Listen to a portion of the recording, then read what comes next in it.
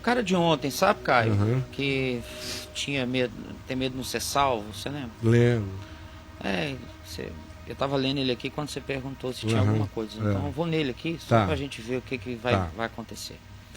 Caio, eu sou o mesmo cara de ontem que estava ansioso por causa de salvação. Uhum. Ontem eu orei e quis parar de sentir pena de mim mesmo. E me apresentei perante Deus e com todas as dúvidas disse que só quero viver se for para servi-lo. Amém. Só não sei exatamente como.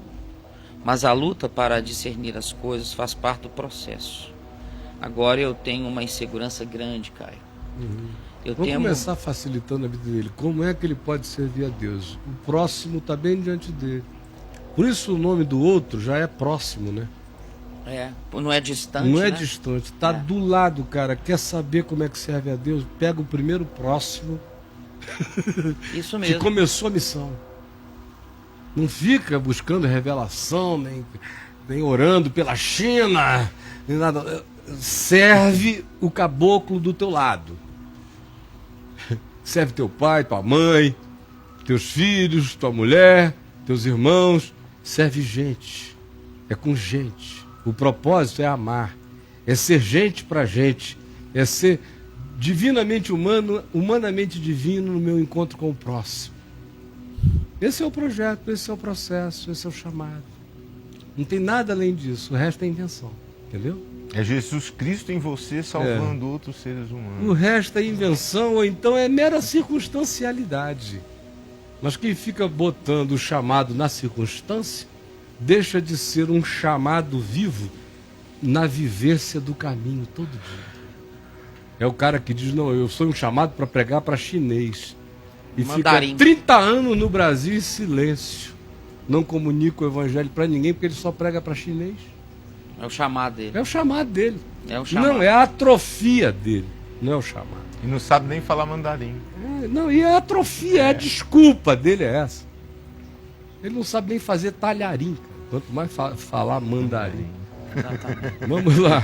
Eu temo que se eu achar que... Olha a preocupação do cara.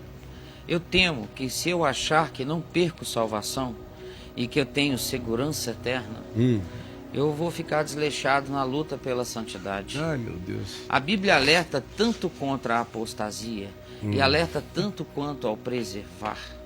Perdão, Não tem nada perseverar. a ver com isso, não. É Então, melhor na ele me dúvida- fazer pergunta do que ele me fazer Ilações, preleções. é. Porque fica cansativo para mim, porque eu já sei o que ele vai perguntar. Mas ele aí vai fica chato. Então, peço a vocês que eu não estou aqui, eu não estou pedindo a opinião de ninguém, certo?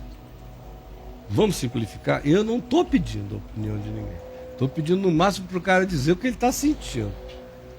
Agora, a sua opinião bíblica eu não estou pedindo, infelizmente. Tem alguém que pode achar que é a fala de um arrogante. Não, eu não tenho esse tempo, não estou afim. Eu estou aqui com uma convicção, eu não estou aqui com dúvida nenhuma, você entendeu? Quando eu tiver dúvida, eu faço perguntas. Então, quem quiser me fazer perguntas, me faça perguntas, mas não faça essas ilações, porque fica muito cansativo. Pode terminar. Tá, então na dúvida eu penso que se eu vacilar, eu perco a salvação. Posso mesmo ter segurança que eu estou salvo? Pode. A gente fica santo diante de Deus na mesma proporção que a gente descobre que não é santo coisa nenhuma. O que ele já ouviu aqui hoje, ele deve ter escrito antes de eu começar a falar, não é possível. Tem 3 minutos que ele escreveu, cara. Então ele não ouviu nada do que eu disse. Da segurança, do encontro, como é.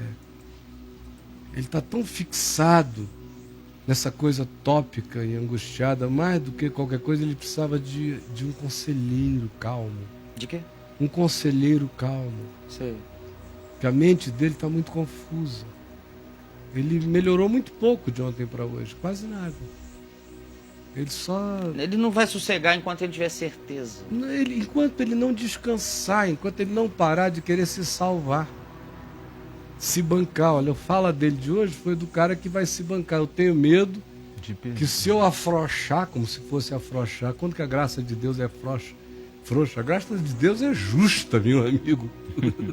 Justa, ela não é frouxa. Fico com medo de afrouxar e aí fazer besteira. Bom, se você não faz besteira só porque tem uma religião que te coloca no inferno, você deve ser ruim pra caramba como ser humano, bicho.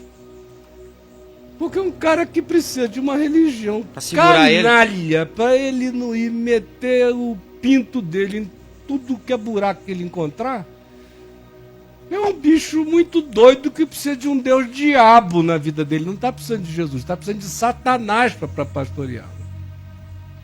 Agora, eu não posso inventar um Jesus que não seja Jesus. Um Jesus mau para ele, sabe? Um Jesus adequado à doença, à paranoia dele. Não posso falsificar Jesus assim. Em segundo lugar, mesmo que eu fizesse, eu só iria matá-lo de mais agonia. Como morrendo ele já está, né? Se esse moço não tivesse chegado aqui, eu digo isso com temor e tremor, para começar a perseverar e ouvir o Evangelho, mas ele vai ter que ser humilde, muito humilde. Ele está sendo, porque no primeiro dia eu confesso a você que eu fiquei tão cansado, o seu modo de falar foi tão chato, tão assim cheio de ilações, não chega logo com a simplicidade, eu tenho essa agonia. O que você pensa disso? O cara quer te convencer da agonia dele. Eu não preciso disso, não estou precisando. Não pinga letra aqui, é só perguntar. Então eu fiquei cansado até de responder, mas você vê que eu respondi mais longo do que todo mundo a ele. Mas ele não entendeu. Foi muito legal o que você falou pra ele. Não entendeu ainda, porque ele continua na mesma luta de bancar ele mesmo. Ele tem medo de que se ele não se auto-apavorar, Ele vai sair no ele vai perder o caminho. Auto-apavorado. Ele tem que viver com esse pânico autoimposto. Quem que pode curar um cara de uma doença que o cara cria para se manter pseudo-saudável? E salvo. Quem pode curar um cara de uma doença que ele mesmo cria para mantê-lo pseudo-saudável e salvo? Ninguém, ele não quer ser curado. Hoje ele disse de novo, não quero ainda ser curado. É que ele não entende como ele diz que ele não quer. Ele não entende o que ele diz. Ele não entende o que ele está dizendo, que ele pensa que está falando uma coisa e está confessando uma outra. Sim. Mas ele vai entender se ele for perseverante. Porque amar a Escritura ele ama. Eu vi ontem, você disse que ele deu uma lista de versículos. Sim, ele Ninguém mandou. fica dando um monte de versículozinhos bíblicos, se pelo menos não ficar lendo o livrinho da catequese doutrinária da denominação que o faz pensar que ele pode perder a salvação. Pelo menos interesse nisso ele tem. Então fome e sede checar, ele né? tem. Dê tempo ao tempo, você fizeram a sua cabeça durante anos para você ficar assim. Isso. Então, por favor, só uns diazinhos que você vai ver que você vai ficar ótimo.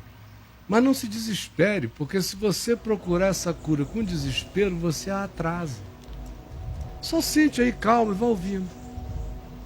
Vá ouvindo que de repente, pum, você abre. Porque, mano, depois da simplificada geral que eu fiz ontem, durante quase 40 minutos, só para você, no Itaú Personalité, você não tem entendido ainda, é porque tem algo psicologicamente bloqueando.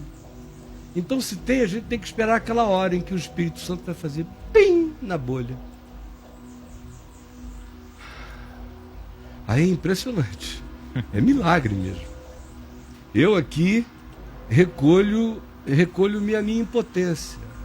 O que a comunicação dita poderia ter explicado a você, eu expliquei ontem, para você entender a Bíblia inteira a partir dali. Se não entendeu, é uma questão de tempo. Vai acontecer. Porque eu creio de todo o coração que todo aquele que busca, encontra. Amém.